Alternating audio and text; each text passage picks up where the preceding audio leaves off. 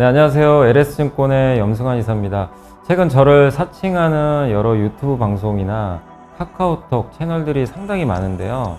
저는 이제 LS증권과 함께하고 있는 이 연불리와 함께 채널에서 공식적으로 방송을 좀 하고 있고, 저를 사칭하거나 돈을 달라고 한다거나 리딩을 원하거나 이런 것들은 다 사기일 가능성이 높기 때문에 여러분들이 각별히 주의를 하셨으면 좋겠습니다. 네, 안녕하세요. 염승환 이사입니다. 자, 오늘 2025년 1월 10일 날 제가 촬영을 하고 있고요. 아마 영상은 1월 11일 날 올라올 것 같습니다. 오늘 이제 함께 배우기 재무제표 파트 두 번째 이제 그 시간이고, 그 재무상태표 두 번째 시간 한번 가져보도록 하겠습니다. 그래서 그 부채와, 오늘은 이제 부채와 자본 얘기할게요. 저번에는 이제 자산 얘기를 좀 했고, 부채와 자본. 그래서 제가 이제 여기 재무제표는 여러분들 아주 초보 이제 그 투자분들 대상으로 하는 거니까 아마 뭐 아시는 분들은 뭐 다 아시는 내용일 수도 있어요. 그래서 한번 또 정리한다고 보시면 되겠고, 기본적으로 이제 재무제표 좀 공부해보자, 뭐 그런 취지라고 생각해 주시면 좋겠습니다. 그래서 오늘 이제 재무제표 두 번째 시간 좀 가져보겠습니다. 그래서 오늘 할 건 부채와 자본인데, 뭐 부채도 어렵지 않죠. 뭐 당연히 갚아야 될 돈이죠. 그죠? 그래서 여러분들도 뭐 은행 계좌에 뭐 내가 1억이 있으면 5천만 원은 내 돈일 수도 있고, 5천만 원 은행에서 빌린 돈이 들어갔을 수도 있잖아요. 그럼 뭐죠? 부채는 5천, 내 돈 5천은 자본이고, 그러면 합쳐서 1억이 자산이 되는 거죠. 이제 회계 항등식에 의해서 지난 시간에 배웠던. 그래서 이제 부채는 미래에 갚아야 되는 돈인데 종류가 좀 여러 개가 있어요. 첫 번째로 나누는 게 기간에 따라 달라요. 기간이 뭐냐면 이제 1년 안에 갚아야 되는, 좀 빨리 갚아야 되는 거 있죠. 그거는 유동부채. 그래서 매입채무, 단기차입금, 유동성 장기부채, 뭐 선수금, 이제 이런 것들이 이제 들어가는 거고, 그 다음에 이제 비유동부채는 뭐냐면은 이제 1년 후에 갚아야 되는 그런 이제 돈이라고 보시면 좋을 것 같습니다. 그러니까 길어요, 기간이. 1년, 그러니까 예를 들면 내가 5년짜리 그 신용대출을 받았어요. 5년 후에 갚으면 되죠. 그죠? 근데 이 중에서 5년짜리인데 시간이 지나서 이제 갚아야 될 시기가 1년으로 단축됐어. 이제 얼마 안 남았어요. 그러면 저게 이제 비유동부채가 유동부채로 또 바뀌겠죠. 뭐 그런 이제 약간의 변화는 있겠지만, 어쨌든 이제 만기가 긴 거는 비유동부채, 뭐 흔히 회사채라든가 이런 겁니다. 그래서 갚아야 되는 기간에 따라서 빠르냐 느리냐에 따라서 두 개로 나누고, 그 다음에 이자를 내가 내느냐 마느냐에 따라서 또 나눠요. 그러니까 이자를 내야 되는 부채가 있고, 이자를 안 내도 되는 부채가 있어요. 빌렸는데 왜 이자를 안 내지? 아마 그러실 수 있는데, 빌렸다는 표현이 좀 그런데 그 미래에 갚아야 되는 거예요. 그러니까 우리가 부채하면 야, 빌린 돈으로만 생각하지만 꼭 그건 아닙니다. 빌리지 않고도 미래에 지금 돈을 지급 안 하고 나중에 지급해야 되는 그런 항목들도 있잖아요. 그런 것들은 이제 우리가 이제 이자를 지급하지 않는다 그래서 미이자 지급성 부채라고 합니다. 그래서 그걸 이제 뭐 매입 채무, 미지급금, 선수금 이런 게 있는데, 그래서 이자 부채인데 내가 미래에 갚아야 되는 어쨌든 돈은 맞는데 지금 이자를 안 내요. 그럼 좋은 거죠. 이거 착한 부채죠, 어떻게 보면. 지금 이자를 안 내잖아요. 그럼 비용이 안 나가죠. 근데 이자 지급성은 이제 한마디로 은행에서 빌린 거죠. 이런 것들 사채 이자 나가잖아요. 그러니까 저런 거는 좋은 부채는 아닌 거죠. 그렇게 좀 구분하시면 될 것 같습니다. 그리고 이제 이 아까 제가 설명드린 대로 이제 부채를 좀 여러 종류로 나눠봤는데, 이제 유동부채의 대표 주자는 매입채무입니다. 그 외상이에요, 외상 매입금. 그죠? 그래서 뭐 어려운 용어는 절대 아니고요. 채무죠. 갚아야 되는 돈인데 빌린 돈은 아니고요. 어쨌든 티르티르라는 화장품 회사가 있다고 쳐볼게요. 지난 시간에도 이제 우리가 뭐 티르티르를 하나 그냥 워낙 또 유명한 브랜드가 됐으니까 그냥 이거 하나 예시입니다. 실제 재무제표랑은 다르고요. 근데 어쨌든 티르티르 화장품이 그 이제 티르티르 마트에서 이제 이 회사 제품이 필요해요. 그래서 주문을 딱 해요. 화장품을. 딱 주문을 했는데, 그 어쨌든 이제 화장품을 주문을 하고 티르티르가 이제 물건을 주겠죠. 줄 텐데 현금이 아니라 지난 시간에 기억나시죠? 매출채권을 줍니다. 바로 현금을 주는 경우는 없어요. 그러니까 일단 일정 기간 후에 현금을 주는 경우가 많죠. 근데 이제 어쨌든 3억 원의 화장품을 일단은 주문을 했고, 그럼 티르티르는 어떻게 하죠? 매출채권을 발행을 하죠. 어음을 매출재고는 찍어요. 그럼 티르티르 마트는 뭘 해야 되죠? 3억 원을 나중에 갚아야죠. 근데 기한이 있죠. 3개월 후에 갚겠다. 그러면 티르티르 화장품은 매출을 일으킨 거니까 매출 채권을 갖게 되지만 티르티르 마트는 물건을 받고 현금은 자 3개월 후에 주겠습니다. 근데 그건 채무죠. 갚아야 되니까 그걸 이제 우리가 외상 매입금이라 그래서 매입 채무로 불러요. 그러니까 물건 주문하고 물건 받고 돈은 나중에 주겠다. 이제 그걸 이제 어떻게 보면 이제 그 갚아야 되는 그런 부분이라고 보시면 되겠고, 그래서 매입 채무는 외상으로 구입한 물품이나 서비스, 뭐 원재료도 돼요. 그러니까 이 티르티르 마트가 돈을 벌려면 물건을 팔아야 될 거 아니에요. 그래서 화장품을 팔건 뭐 저기 식료품을 팔건 어쨌든 그런 것들을 판매하기 위해서 구입을 할 거 아니에요. 물품, 서비스, 원재료 같은 거 매출에 영향을 주는 제품 있죠. 그런 걸 구입했을 때는 구입하고 나중에 뭐 몇 달 후에 내가 현금을 그쪽 구입한 데다가 드리겠습니다. 이거를 이제 하는 게 바로 매입 채무다. 근데 이자를 지급할 의무는 없지만 반드시 돈 갚아야 됩니다. 그죠? 아니 뭐 티르티르 화장품이라고 해서 뭐 같은 뭐 계열사니까 돈 안 갚는다 그런 거 없어요. 갚아야죠 당연히. 정확한 날짜에 지급을 해야 돼요. 그렇게 이제 서약을 맺는 거죠. 어떻게 보면 계약을 하는 거고. 그래서 매입 채무는 이런 매출 채권과 정반대죠. 그런 개념으로 보시면 되겠습니다. 이게 이제 가장 좀 흔한 부채고, 그 다음에 또 한 가지는 이제 이건 차입금이죠. 그냥 빌린 돈이에요. 단기 차입금 뭐죠? 은행에서 빌렸는데 만기가 1년 미만인 거. 그러니까 그런 거고. 근데 아까 제가 비유동부채라 그랬잖아요. 만기가 1년 이상인 거. 근데 5년짜리인데 만기가 다가옵니다. 이렇게 딱. 그래서 이제 4년이 지나서 이제 1년밖에 안 남았어요. 그럼 요거는 유동부채로 바뀌게 되겠죠. 그거를 우리가 유동성 장기부채라는 이름을 써요. 이름을 이렇게 씁니다. 단기 차입금은 지금 애초 빌릴 때부터 만기가 1년 미만인 거. 그리고 유동성 장기 부채는 만기가 정말 길었는데 점점 시간이 지나서 이제 만기일이 다가오는 거. 그래서 1년 이하가 된 거. 요거를 바로 그 유동성 장기 부채라고 합니다. 이 두 가지가 가장 대표적입니다. 그 사채가 있어요. 사채는 그 만기가 이제 어떻게 보면 이제 저 위에 있는 장기 차입금은 만기가 1년 이상인 거죠. 근데 이 장기 차입금 중에 그 만기가 1년 이제 그 이하로 이제 바뀌게 되는 거를 우리가 유동성 장기 부채라 그러고, 그다음에 만기가 1년 이상이면 장기 차입금. 근데 이제 사채는 채권이에요. 은행에서 빌린 게 아니라 채권을 발행해서 회사가 채권을 딱 발행하면 누군가 채권 사죠. 그럼 그 사람이 나한테 돈 주죠. 근데 그 채권은 뭐죠? 내가 이 사람한테 만기에는 원금을 보장해서 줘야 되고, 매년 뭐 3개월이든 6개월이든 1년에 한 번이든 이자를 줘야 돼요. 그게 채권이죠.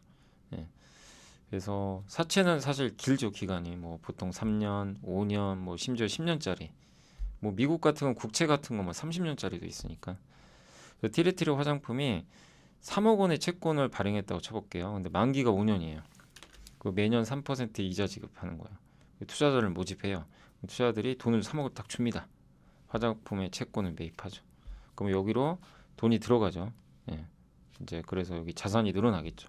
늘어나고 대신 티르티르는 이제 계속해서 이자를 내야 돼요. 그래서 이자는 비용으로 나가겠죠. 이런 구조가 되는 거죠. 그래서 근데 이제 이 채권도 만기가 1년 이하로 이제 바뀌었다. 그러면 이제 유동성 장기 부채가 되는 거죠. 그렇게 이제 구조가 돼 있다. 요게 이제 부채에서 제일 좀 핵심이고, 그 다음 부채 중에 하나가 이것도 어려운 용어는 아니고요. 선수금은 뭐예요? 먼저 받은 돈이에요. 티르티르가 예를 들면은 지금 이제 화장품을 이제 아까 말씀드린 대로 티르티르가 이제 화장품을 그 지금 있는 화장품을 가져왔어요. 그럼 그건 매입 채무죠. 지금 화장품이 있어요. 그걸 그냥 사왔어요. 그럼 어떻게 돼요? 그거는 매입 채무입니다. 물건을 가져와서 당장 팔 수 있잖아요. 매출에 영향을 주죠. 근데 선수금은 좀 뭔 차이냐면, 티르티르가 봤을 때 저 마스크핏 레드 쿠션 저게 너무 좋은 거예요. 막 엄청 잘 팔려요. 근데 이제 티르티르 화장품에 딱 보니까 재고가 요 정도예요. 이제 딱 이제 계산을 해보니까 이대로 가면 우리 지금 장사 너무 잘 되는데 저거 지금 더 많이 팔고 싶은데 티르티르 화장품은 이제 재고가 얼마 없어요. 그러니까 이제 트리트르마트가 돈을 그냥 확 줘버립니다. 우리만을 위해서 이거 만들어줘. 그러니까 예를 들면 이런 거죠. 우리 다른 데 주지 말고 우리 트리트르마트만을 위해서 내가 1,000억 줄 테니까 이거 화장품 만들어 주세요. 예. 그래서 먼저 그냥 돈을 쏴버리는 거예요. 만들지도 않았는데. 예. 먼저 줍니다. 그럼 트리트르 화장품 나쁠 이유 없죠. 돈 먼저 받는 거잖아요. 받고 이제 만들면 돼요. 근데 트리트르 화장품 입장에서는 이건 부채입니다. 왜 부채죠? 돈을 받았죠. 대신에 돈을 갚는 건 아니에요. 물건으로 갚으면 돼요. 그죠? 그러니까 매입 채무는 뭐였죠? 바로 물건을 주죠. 주지만 선수금은 먼저 주문하는 거예요. 이거 만들어 달라고. 그래서 그리고 나서 트리트르 화장품이 물건 만들어서 그 물건으로 갚으면 돼요. 뭐 서비스로 갚든가. 그럼 되는 거죠. 뭐 예를 들면 웹툰 작가한테 뭐 그럴 수도 있는 거죠. 웹툰 작가한테 이거 언제까지 좀 이거 해주세요. 그리고 선입금 할 수도 있는 거고 뭐 그런 게 될 수도 있죠. 그래서 트리트르 화장품은 이제 그런 상황이다 라고 보시면 되겠습니다. 그래서 트리트르 화장품 입장에서 선수금 좋은 거죠. 게임사도 저런 경우가 있어요.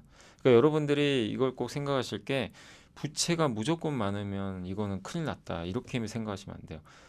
간혹가다 이렇게 선수금이 많은 회사가 있어요. 선수금이 엄청 많아서 부채가 부풀러진 회사들이 있어요. 그럼 그건 나쁜 거 아니에요. 예. 그것만 헷갈리지 마시기 바랍니다. 선수금이 많아서 부채가 늘어나는 경우는 결국 주문을 많이 받은 거니까 오히려 좋은 거죠. 대신에 제대로 만들어서 공급을 해야 되겠죠. 그것만 좀 조금 이게 헷갈릴 수 있지만 생각하시면 좀 좋을 것 같습니다. 그래서 물론 계약 부채나 선수금 비슷합니다. 계약 부채란 용어도 써요. 근데 이거 저도 이게 좀 헷갈리긴 해요. 근데 이제 저도 뭐 검색해보고 했는데 뭐 진행률의 차이라고 하더라고요. 뭐 건설사 이렇게 계약 맺을 때 뭐 공정률에 따라서. 근데 핵심은 비슷합니다. 계약 부채도 결국은 예, 지금 만들어지기 전인데 미리 주문 주는 거예요. 그러니까 예를 들면 이건 실제 있었던 일인데 엔비디아가 하이닉스에 선주문 한 게 있었어요. 23년 4분기에 SK 하이닉스 계약 부채가 1조 2천억이 점프를 했어요. 갑자기. 하이닉스 계약 부채가. 부채인데 나쁜 부채가 아니죠. 엄청나게 좋은 부채예요. 부채인데. 그냥 우리가 재무제표 보고 야 이거 부채 늘었다. 큰일 났다. 그러면 이제 그건 안 되는 거죠. 알고 봤더니 계약 부채가 는 거예요. 그래서 누가 했냐? 엔비디아가 주문을 준 거예요. 그러니까 엔비디아가 야 HBM 좀 빨리 좀 만들어줘. 내가 돈 싸줄게. 예, 너네 이거 투자할 때 필요하지? 그래서 1조 2천억을 쏴준 거죠 먼저. 그 하이닉스 그 돈 받아서 열심히 만들어주는 거예요. 그리고 HBM으로 갚으면 돼요. 예, 24년 1분기에 추가로 1조 1,608억을 또 한 거죠. 이게 이제 청주 공장 라인 구축할 때 이 돈이 들어간 거예요. 옛날에 애플이 LG 디스플레이한테도 옛날에 예전에 선수금 준 적이 있어요. OLED 만들어줘, LCD 만들어줘, 예, 이런 식으로 했던 예, 그게 있습니다. 그래서 한번 제가 보여드릴게요. 실제로 여기 그 한번 하이닉스 한번 들어가 보시면 실제로 여기 하이닉스 제가 공시를 잠깐만요. 23년 12월입니다. 4분기. 요걸 한번 봐보시면 이거 좀 키워볼게요. 여러분들 잘 안 보이시.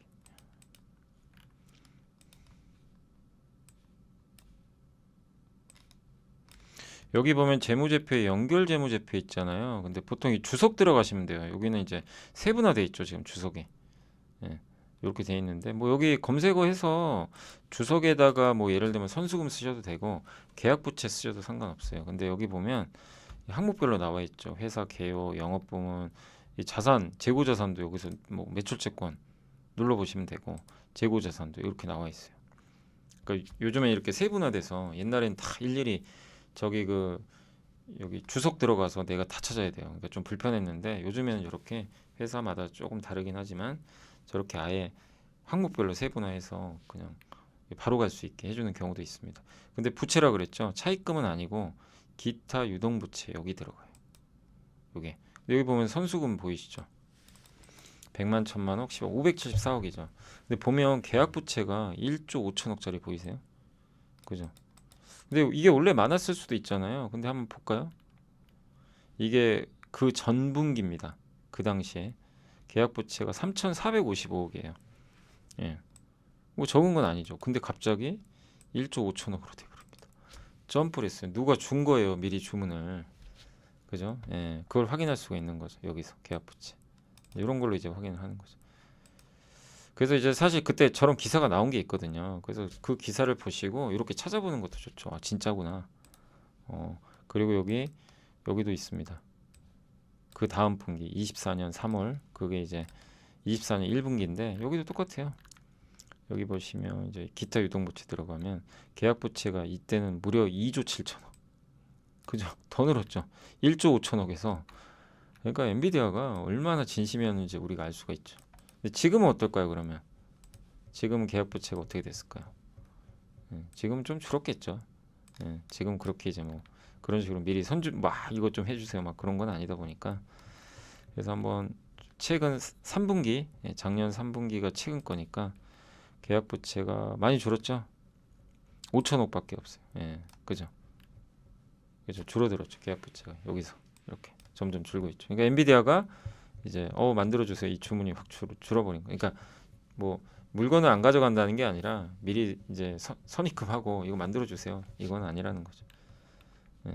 이제 이런 식으로 확인을 하시면 어떤 건지 좀 이해가 되시죠? 계약부채나 뭐 선수금이나 비슷한 개념입니다. 그렇게 생각하시면 그래서 요 선수금과 계약부채는 좀 비슷하게 생각하시면 또 좋을 것 같습니다. 미지급금은 뭐냐면은 그 예를 들면 티르티르 화장품이 티르티르 마트에서 이 티르티르 화장품을 만들기 위한 뭔가를 샀어요. 그럼 그건 뭐예요? 매입 채무죠. 그리고 돈은 나중에 주겠습니다. 이런 매입 채무거든요.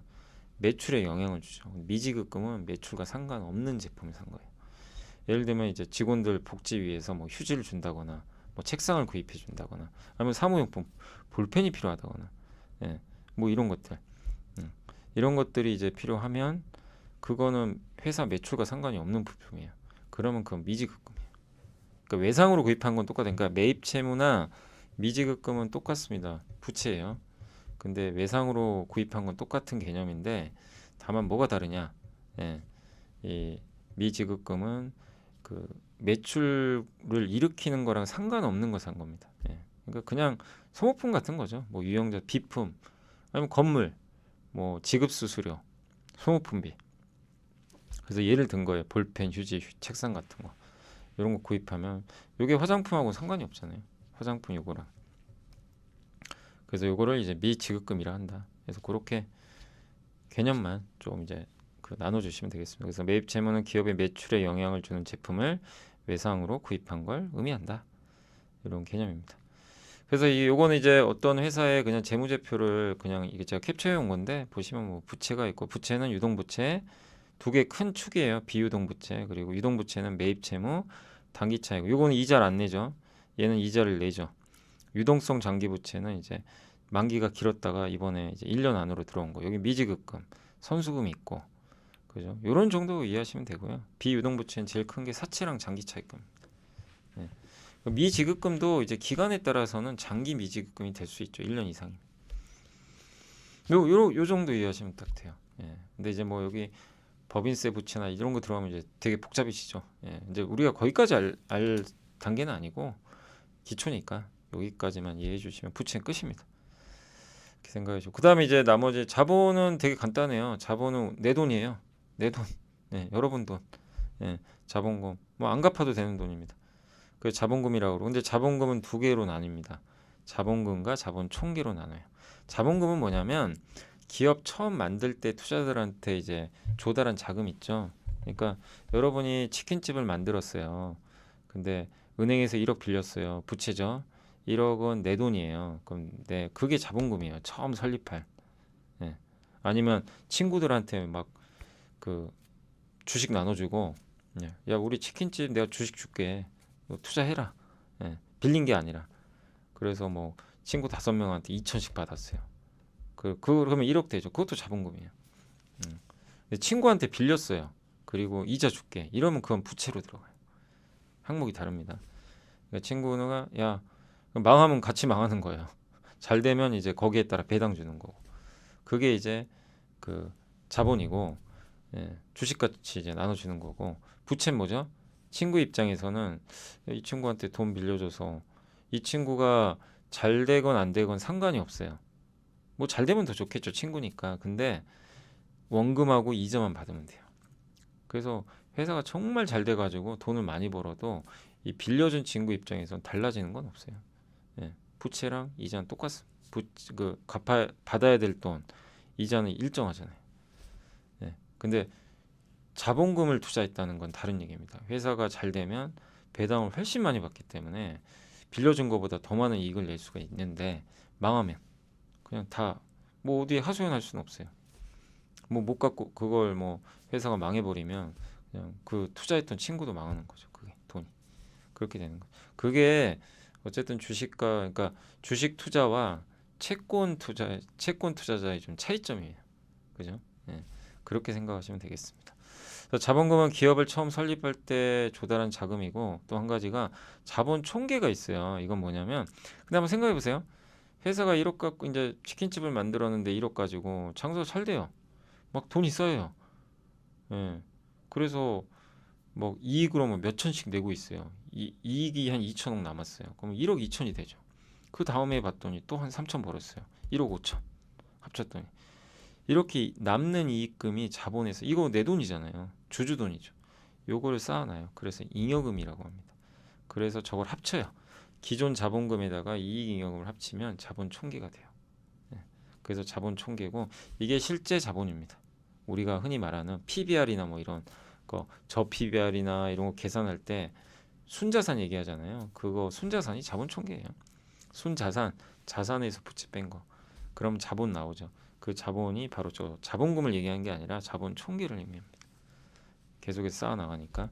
그래서 이익잉여금의 개념도 이해하시면 좋을 것 같습니다. 그래서 예를 들면 5억 원의 투자금을 받고 TRT를 만들었는데 1억 벌었어요. 배당 줘요. 1억 벌고 주주들한테 이제 배당 1,000만 원 줬다고 쳐볼게요. 그럼 9천 남죠? 저게 남는 돈이죠. 이익 제하고 뭐 아니면 설비 투자까지 다 하고 9천이 남았어요. 그러면 그걸 더해줍니다. 자본금에다 5억 9천만 원. 저게 자본 총계가 됩니다. 이렇게 이해하시면 됩니다. 그래서 기업 경영 활동과 재무제표인데 아직 우리가 이제 매출, 영업이익, 순이익 이건 이제 여기까지는 안 배웠지만 그냥 한번 제가 설명해드리면 이 어떤 회사가 1억 원 가지고 뭐 치킨집이라고 생각하셔도 돼요. 그냥 편하게 1억 빌리고 내 돈 1억 가지고 주주들한테 뭐 아니면 투자 받고 그래서 2억이 그럼 2억이죠 합치면 2억 가지고 뭐 여긴 공장으로 제가 그려놨지만 공장이 아니라 뭐 치킨집 기계 구입하고 건물 임대도 하고 막 이래가지고 치킨을 만들어요. 그래서 그거를 이제 팔았더니 뭐 예를 들면 2억 팔았어요. 영업이익이 4천만 원 나왔어요. 근데 이제 각종 비용 제하고 순이익이 3천 남았다. 예. 근데 이제 배당, 예. 이제 고마우니까 배당 해줘야죠. 그래서 배당 100만 원, 뭐 너무 적게 주는 것 같긴 한데 100만 원을 제하니까 2,900이죠. 그러면 이 2,900이 여기 순이익에 2,900이 남잖아요.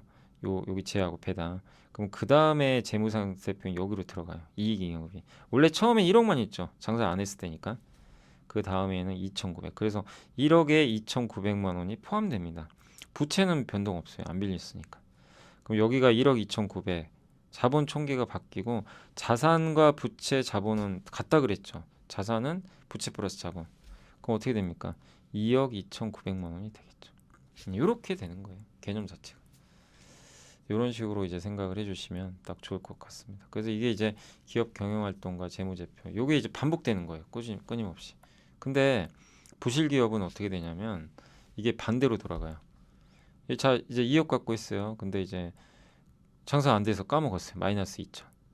예, 이자도 내야 돼. 막 빚도 있으니까. 그랬더니 순이익은 마이너스 3천 났어요. 예, 내가 장사 못했다고 은행에 돈 안 갚으면 안 되죠. 그죠? 뭐 이자는 내야 되니까. 그래서 마이너스 3천만 원인데 배당 못 줍니다. 그러면 이게 마이너스 3천만 원이죠. 여기로 들어가요. 그럼 이걸 결손금이라 그래요. 이익 잉여금이 아니라. 그러면 1억에서 3천 빼보세요. 7천밖에 안 남아요. 자본 총계는 7천으로 줄었고요. 그 다음에 부채는 그대로니까 자산이 1억 7천으로 쪼그라듭니다. 그러니까 이렇게 적자가 크게 나서 이익이 안 남으면 회사의 자본이 줄어들어요. 예. 그래서 이 상태로 가면 회사가 자본이 이제 다 없어지면 자본 잠식 상태로 가게 됩니다. 요걸 이제 우리가 이러면 이제 안 좋아지는 거죠. 이러다가 진짜 상폐 당하는 경우들이 생깁니다. 이게 반복되면. 그래서 적자가 크면 위험한 거예요. 그만큼. 예. 그렇게 일단 보시면 될 것 같고, 그래서 요게 이제 자본 잠식인데, 자본 잠식이 뭐냐면요, 이 자본금을 다 까먹은 거예요. 자본금을 까먹은 겁니다. 자, 여기 한번 생각해 보세요. 요거 한번 요것만. 자, 이익잉여 이 자본 총계가 제가 뭐라 그랬죠? 자본금에다 이익잉여금. 그럼 한번 생각해 보세요. 자본금보다 자본 총계가 커야 정상이죠. 생각해 보세요. 요게 더 커야죠. 그죠? 아니, 자본금은 1억인데 내가 돈을 벌어요. 그럼 이게 쌓이죠. 그럼 당연히 얘가 커지죠. 얘보단. 자본금. 이게 정상이잖아요. 근데 자본 잠식은 뭐냐면 이게 반대예요, 반대. 자본금이 더 큰 경우가 있어요. 왜 그럴까요? 자본금이 왜 더 커지죠, 얘보다? 결손금 때문에. 적자를 보면 자본금이 자본 총계보다 더 커지죠. 얘가 줄어들죠. 마이너스가 되니까. 그런 경우를 우리가 자본 잠식이라고 합니다. 이해가 되시죠? 그래서 결손금이 생겨서 이렇게 자본 총계가 자본금보다 당연히 커야 되는데 작아지는 상황. 이걸 자본 잠식. 자본 잠식 당하는 경우들도 있어요. 네, 뭐 적자 볼 수도 있기 때문에. 근데 이게 누적이 돼가지고 결손금이 막 누적이 됐어요. 그랬더니 결손금이 나중에 1억이 됐어요. 그럼 어떻게 돼요? 1억 자본금 1억에서 결손금 1억이면 빼보세요. 어떻게 돼요? 0이죠. 결손금이 누적돼서 자본 총계가 0이나 마이너스가 됐어요. 예를 들면 결손금이 마이너스 1.2억이에요. 마이너스 2천만 원이 자본금 1억에다가 이거 빼면 마이너스 2천 되죠. 자본 총계가 마이너스가 되는 경우가 있어요. 그럼 뭐 어떻게 된 거예요? 그럼 회사가 이게 존속하기 어려워요. 그걸 우리가 완전 자본 잠시. 그러면 상장 폐지입니다. 사실 그런 경우. 실제 그런 일이 있었어요. 우리가 잘 아는 삼성 엔지니어, 옛날 삼성 E&A. 한번 보세요. 이게 당시에 그 재무제표인데 1년에 1조씩 까먹었어요. 여기 2015년도. 자, 보세요. 자본금 2천억 보이시죠? 밑에. 2013년에. 2천억 보이세요? 이때 자본 총계가 9천억이죠. 자본금보다 자본 총계가 4배 많죠? 한 5배? 그죠? 이게 정상이죠? 뭐 까먹었어도. 근데 2015년에 1조 3천억을 까먹으니까 결손금이 생겨서 자본 총계가 마이너스가 됩니다. 자본금 2천억인데 자본 총계가 마이너스예요. 아까 뭐라 했죠? 완전 자본 잠시. 이건 상폐예요. 근데 이제 워낙 큰 회사니까 상폐는 아니었고 당시 아마 제가 알기로는 유상장했던 것 같아요. 그래서 회사를 살려냈죠.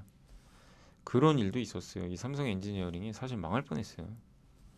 옛날에 대우조선도 제가 그랬던 걸로 기억나고 삼성중공업도 아마 그러지 않았나. 제가 기억이 좀 가물가물한데 우리나라에 정말 큰 그런 건설 조선사 중에 몇 개 회사가 이런 일들이 실제 있었습니다. 예, 저런 부분 때문에. 그래서 여러분들이 일왕선 자본 재무제표 보실 때 자본에서 중요한 게요. 자본금보다 반드시 자본 총계가 무조건 커야 돼요. 아셨죠? 그게 마이너스면 좀 위험하긴 해요. 얘가 자본 총계가 자본금보다 적다. 그러면 뭔가 좀 이상한 거예요. 그게 일시적이 아니라면 그럼 조심해야 되는 거예요. 그거 볼 때는 그걸 꼭 좀 확인을 하시면 좋겠습니다. 그래서 이제 요걸 좀 말씀을 드린 거예요. 그래서 자본 잠시까지 한번. 요즘에 이제 이런 현상은 많지는 않은데 옛날에 이런 경우가 좀 큰 회사인데도 저렇게 해서 진짜 망할 뻔한 경우들도 되게 많이 있었습니다. 과거에는. 그래서 한번 좀 설명을 해드렸습니다. 네. 자, 그리고 여기 이제 버틀러 아시죠? 버틀러. 버틀러 한번 들어가서 여러분들 한두 개만 보고 마무리하도록 하겠습니다. 삼성, 자, 한번 요즘에 잘 나가는 하이닉스 한번 볼까요? 하이닉스. 뭐 우리가 하이닉스를 꼭 무조건 재무제표 보고 막 판단하지는 않지만 여기 어디 들어가시면 되냐면 이 하이닉스 누르시면 재무정보 있죠? 여기 재무정보. 여기 들어가셔가지고 재무상태표예요. 손익계산서 이제 다음에 할 거고 재무상태표 클릭하시면 분기, 연도 뭐 이렇게 나오는데 분기로 하시면 됩니다. 최근 분기 24년 3분기까지 재무가 나와 있죠. 아직 4분기는 안 나왔고요. 그래서 보면 요게 이제 자산 총계고 부채랑 자본 더하면 자산이 되죠. 근데 부채보다 자본이 많죠. 부채 비율이 좀 낮은 거죠.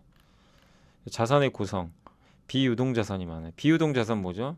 1년 안에 현금화하기 어려운 자산이죠. 뭐 공장 같은 거예요. 반도체 공장. 요 유동자산은 뭐 현금성 자산도 있을 거고 근데 압도적이죠. 당연히 장치산업이니까. 그리고 매출액, 자본, 시가총액인데 시총이고 여기 요게 이제 자본 총계. 자본 총계가 늘어나는 게 좋죠. 이익이 쌓이니까. 이익금이.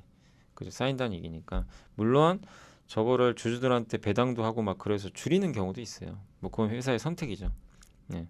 근데 어쨌든 자본 총계가 이, 이 자본 총계가 낮아지는데 돈을 많이 버는데 자본 총계가 낮아지는 경우가 있어요. 돈을 벌어요. 그럼 제가 아까 뭐라고 그랬죠? 자본 총계는 늘어날 수밖에 없잖아요. 돈 벌면서 이익 이념이 쌓이니까. 근데 이익 이념이 이게 자본 총계가 꼭 반대로 빠진다. 그럼 뭐죠? 주주들한테 엄청 돌려준다는 얘기예요. 주주들한테 저 돈으로 돌려주는 거예요. 그럼 자본 총계 줄 수도 있어요. 그런 자본 총계 낮은 거는 나쁜 게 아니죠. 돈 버는 거니까. 이제 우리가 걱정할 건 자본 총계가 확 빠지는데 적자가 엄청나가지고 이런 거죠. 이때 적자 났을 때 자본 총계 확 빠지죠. 이런 건 안 좋은 거죠. 돈을 왕창 까먹어서 자본 총계가 박살나는 거. 그러다가 자본 잠식되면 이제 진짜 심각해지는 거죠. 그 여기 재무 현황인데 부채도 늘었고 뭐 자본도 늘었는데 근데 부채 비율이 많이 줄었죠. 이 얘기는 뭐예요? 부채도 늘긴 했지만 자본이 더 많이 는 거예요. 그만큼 이익을 많이 쌓인 거죠. 그래서 그건 괜찮은 거고 확실히 유형 자산이 많죠. 누가 봐도 공장. 예. 그래서 유형 자산 비중이 높고 뭐 캐펙스는 자본 지출입니다. 뭐 공장 투자하고 뭐 이런 전체 이제 뭐 매출액 대비해서 얼마나 되나 이건 무형 자산이고 근데 하이닉스는 무형 자산이 중요한 개념은 아니죠. 이건 이제 자회사 투자한 거고 그 다음에 요게 이제 금융 자산 부채인데 요 위에 있는 게 이제 그 금융 자산이에요. 뭐 이게 노란색은 비유동 장기 금융 상품, 빨간색이 1년 안에 현금할 수 있는 현금성 자산 그런 걸 나타내고 요 밑에 있는 게 근데 보시면 와 부채가 확 줄었어요. 그죠? 예, 요게 완전히 이 막대기다. 요 밑에 있는 게 이 부채거든요. 그게 확실히 좀 줄어든. 이렇게 많았는데 한때 여기 엄청 많았죠 부채가. 비유동금융 갚아야 되는 부채들이. 근데 순금융자산 보세요. 하이닉스가 얼마나 지금 좋아진 겁니까? 예, 옛날에는 순금융자산이 밑으로 꺾인다는 거는 부채 갚아야 될 그 차입금이 많다는 얘기죠. 순금융자산은 뭐냐면 현금성 자산에서 갚아야 될 그 차입 부채 있죠. 이자 내야 되는 부채 그거 뺀 거예요. 현금에서 금융자산 이거 당장 현금할 수 있죠. 이거 우량 자산이죠. 내가 갖고 있는 현금성 자산에서 갚아야 되는 그 이자 지급성 부채를 뺀 거예요. 이게 높을수록 좋죠, 당연히. 근데 이렇게 망가졌는데 돈을 보니까 팍 튀입니다. 하이닉스가 얼마나 지금 재무가 좋아졌는지 명확하게 알 수 있죠. 이게 순금융자산이에요. 그래서 전 분기말 대비 증감, 요 녹색 막대기가 엄청 증가한 거고, 요 그 녹색 요 그래프 선이 시총 대비 순금융자산이 얼마나 되냐? 당연히 늘었겠죠. 12%. 그 다음에 순금융자산 요 노란색 그래프입니다. 예, 모두가 이렇게 한참 안 좋았죠. 23년도 초에는 뭐 진짜 망한다는 얘기도 들렸잖아요. 하이닉스가 그 정도로 위기였거든요. 그리고 요건 이제 매출채권, 재고자산 지난번에 한번 매입채무 뭐 큰 변동 없죠. 예. 요 회전율은 나중에 설명드릴게요. 요 자본의 구성, 이익 잉여금이 늘수록 좋은 거죠. 이익 돈 번 걸로 쌓인다는 얘기잖아요. 그죠? 그러니까 자본이 늘어나는데 이익을 많이 내서 쌓이는 건 좋은 거죠. 그래서 자본 총 이익 잉여금 엄청 늘죠. 돈 벌고 있다는 얘기죠. 그 자본 당연히 늘어나고 근데 이거를 어떤 기업은 저렇게 이익을 많이 낸 거를 주주들한테 왕창 돌려줘서 이게 꺾여버리는 경우도 있어요. 이게 대표적인 회사가 애플 같은 회사예요. 애플 같은 회사들이 그런 걸 합니다. 요거 이제 부채죠. 부채가 확실히 줄고 있고 예, 부채 총계가 이렇게 뭐 그래프 봐도 확연히 좋은 걸 알 수 있습니다. 그래서 이런 걸 통해서 우리가 이런 제가 버틀러를 이렇게 좀 추천드리는 게 그냥 우리가 그냥 숫자로 보는 것보다는 저렇게 이제 그래프로 보면 이게 알잖아요. 추세를. 아, 이 회사 지금 좋아진다. 아니다, 이 회사 좀 나빠진다. 그걸 좀 알 수가 있기 때문에 예, 그래프로 판단하시는 게 저는 좀 가장 좀 좋지 않겠냐라고 일단 말씀을 드리도록 하겠습니다. 자, 그래서 오늘 이제 그 두 번째 시간 예, 한번 그 설명을 좀 드려봤고요. 그래서 함께 배우기 예, 두 번째 시간으로 그 재무제표, 예, 부채와 자본에 대해서 설명드렸습니다. 다음 시간에는 이제 손익계산서 한번 뭐 매출, 이익 이런 것들 한번 살펴보도록 하겠습니다. 자, 주말 잘 보내시고요. 감사합니다.